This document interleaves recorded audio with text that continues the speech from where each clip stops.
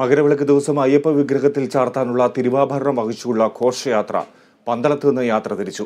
മകരവിളക്ക് ദിവസമായ മറ്റന്നാൾ ഘോഷയാത്ര സന്നിധാനത്തെത്തും. ഡി ബിനോയ് തയ്യാറാക്കിയ റിപ്പോർട്ട് കാണാം.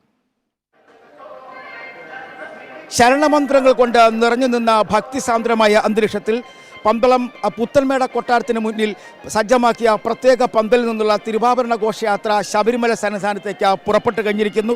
28 പേരടങ്ങുന്ന തിരുവാഭരണ വാഹക സംഘമാണ് ഈ തിരുവാഭരണങ്ങൾ ശബരിമല സന്നിധാനത്തേക്ക് കൊണ്ടുവരുന്നത്. ഒന്നാം പെട്ടിയിലാണ് മകരവിളക്ക് ദിവസം അയ്യപ്പ വിഗ്രഹത്തിൽ ചാർത്താനുള്ള തിരുമുഖം, വിവിധ മാലകൾ, ഒപ്പം ചുരിക എന്നിവയെല്ലാം ഉള്ളത്. രണ്ടാം പെട്ടിയിൽ ഇവിടുത്തെ വഴിപാടായി കളഭം നടത്തുമ്പോൾ അതിനുപയോഗിക്കുന്ന തങ്കക്കുടം. മൂന്നാമത്തെ പെട്ടിയിലാണ് പ്രധാന എഴുന്നള്ളത്ത് നടക്കുന്ന ദിവസങ്ങളിൽ ഉപയോഗിക്കുന്ന കുടയും ജീവതയുമെല്ലാം അടങ്ങിയിരിക്കുന്ന അത്തരത്തിൽ ഈ 3 പേടകങ്ങളുമായുള്ള യാത്ര പുറപ്പെട്ടു കഴിഞ്ഞിരിക്കുന്നു.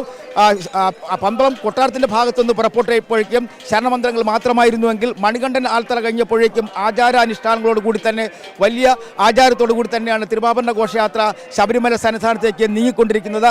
ഇന്ന് അയിരൂർ പുതിയകാവ് ക്ഷേത്രത്തിലും നാളെ ലാഹ സത്രത്തിലും തിരുവാഭരണ ഘോഷയാത്ര തങ്ങും. അതിനുശേഷമാണ് കൃത്യമായും പരമ്പരാഗത കാനന പാതയിലൂടെ തന്നെ ശബരിമല സന്നിധാനത്തേക്ക് തിരുവാഭരണങ്ങളും വഹിച്ചുകൊണ്ടുള്ള യാത്ര തുടങ്ങുക.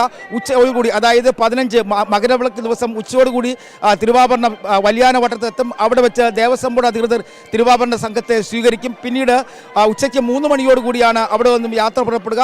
നീലിമലയിലെത്തി നീലിമലയിലും ഒപ്പം തൊട്ട അടുത്തുള്ള ശരംകുത്തിയിലും എല്ലാം തന്നെ വലിയ സ്വീകരണങ്ങളുണ്ടാകും.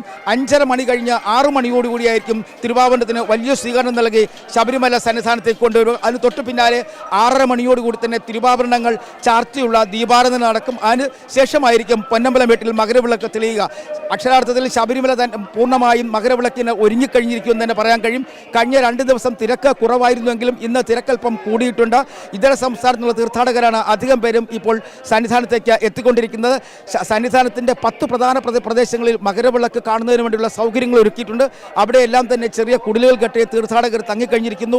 ഇവർക്ക് നാളെയും മറ്റന്നാളുമൊക്കെ ഭക്ഷണം നൽകുന്നതിന് വേണ്ടിയുള്ള ഏർപ്പാടുകൾ ദേവസ്വം ബോർഡ് തന്നെ ക്രമീകരിച്ചിട്ടുണ്ട്. അത്തരത്തിൽ ശബരിമല പരിപൂർണമായും മകരവിളക്കിന് ഒരുങ്ങിക്കഴിഞ്ഞിരിക്കുന്നു എന്ന് നമുക്ക് പറയാൻ കഴിയും. ശബരിമല സന്നിധാനത്ത് നിന്നും സജി തറയിലിനൊപ്പം D Binoy, Kerala vision news.